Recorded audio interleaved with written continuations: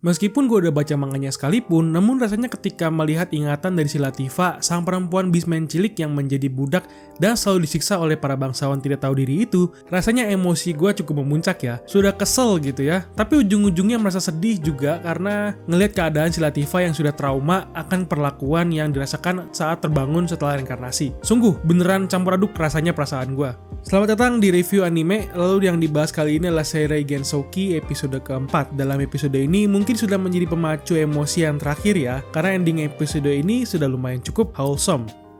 Dalam cerita di episode 4 di sini mungkin akan menjadi pemacu emosi yang terakhir karena di sini Ryo sudah berhasil ke daerah atau negara baru yang sudah melewati perbatasan. Namun seperti yang kalian lihat dalam ceritanya di sini ada sesuatu yang menjadi pemicu emosi kesel dan sedih sekaligus atau bersamaan, yaitu kedatangan si Latifah, si cewek Beastman. Tapi sebelum gue membahas Latifah, gue mau ngebahas sesuatu yang terjadi di kota yang didatangi oleh si Ryo yang bernama Kota Amande, dimana di kota ini ada yang unik dari barang-barang yang dibeli oleh si Ryo, terutama pada saat si Ryo baru mengetahui bahwa di kota ini ada makanan khas orang atau dunia bumi, yaitu pasta dan roti manju. Perkiraan gue itu isinya ya seperti daging dan kalau dibilang di sini bakpao isi ya, kalau kita disebutnya kalau yang di sini. Lalu ada muncul satu nama yang mungkin terasa asing karena di manganya juga belum begitu jelas dijelaskan mengenai karakter ini, yaitu adalah Liselotte. Nah, gue mau ngebahas dulu ini mengenai background dari si Liselotte. Liselotte adalah anak dari seorang bangsawan keluarga Kretia, di mana dia sendiri adalah orang yang memiliki banyak kesuksesan dari pekerjaannya dalam menjalankan bisnis dari perusahaan dagang yang dia miliki. Dan seperti yang kita lihat, gak cuma perdagangan, dia juga menciptakan banyak inovasi dari makanan, tempat minum, dan minuman tentunya. Lalu mungkin ya teman-teman pasti sudah tahu ada yang berspekulasi bahwa dia juga seorang reinkarnasi dari Jepang.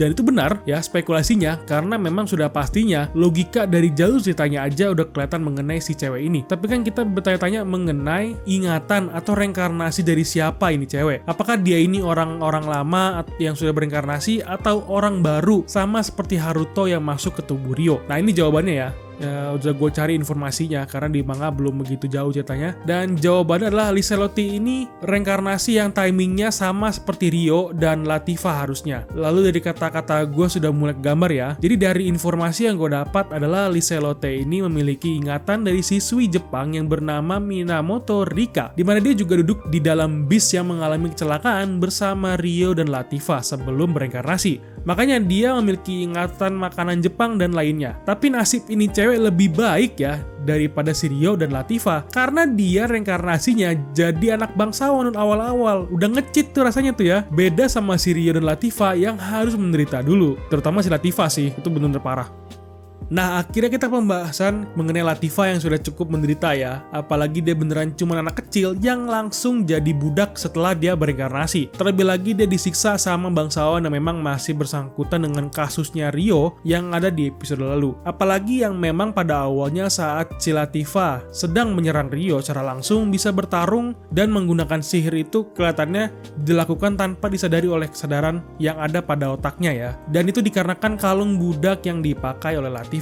Seperti brainwashing gitu, alat brainwashing maksudnya. Karena seperti yang kalian lihat, kalung budak yang dipakai di dunia itu memang memiliki sihir dalam barangnya untuk membuat sang budak untuk mematuhi perintah apapun yang diperintahkan oleh master atau pemilik budak tersebut. Makanya kita di sini bisa melihat sebuah adegan yang cukup memprihatinkan gitu ya. Pada saat Ryo sudah menyekap Latifah ke tanah dan kita bisa melihat adegannya di mana mata Latifah yang berubah dari yang blur buram gitu lalu berubah menjadi clear jelas, yang menandakan bahwa pikiran Latifah yang sudah bangkit dari brainwashing kalung budaknya atau sudah bersih atau sudah sadar dan bisa berpikir dengan jernih, itu langsung berempati dan bersimpati lah gue melihatnya. Sedih men rasanya. Nah memang karena kalung ini juga ya, kita sebagai penonton bisa melihat adegan rekapan yang memang memiliki trigger keras untuk emosi kesel yang cukup membara gitu. Soal rekapan di sini yang memang menjadi sebuah trigger trauma juga untuk Latifah yang baru saja bangun dari reinkarnasi, sudah dipanggil dengan namanya yang tidak tahu apa-apa, langsung saja dipaksa dan disiksa tanpa tahu apa-apa juga mengenai apa yang terjadi pada dirinya. Dan itulah adegan yang memang membuat kita sebagai penonton cukup sedih gitu ya, sekaligus emosi. Mungkin lebih ke ke emosi sih kalau gue. Karena ya bocah kecil baru hidup men, di dunia baru langsung disiksa. Ini yang salah dewanya atau autor pembuat ceritanya? Ya memang cari simpati dan empati dari penonton atau pembaca. Ya tapi nggak bisa disalahkan juga, karena ini juga memang cukup menambah rasa pedas dalam alur ceritanya juga. Jadi lumayan lah.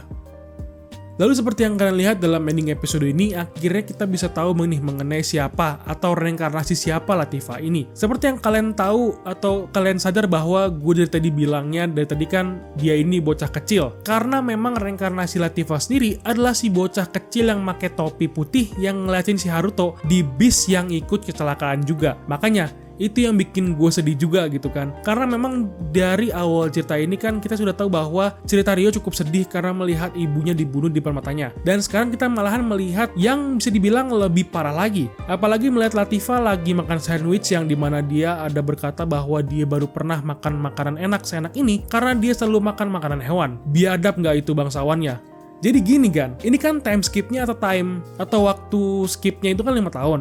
Jadi sudah 5 tahun nih si Latifah diperlakukan nggak benernya. Makin kesel nggak tuh? Haduh.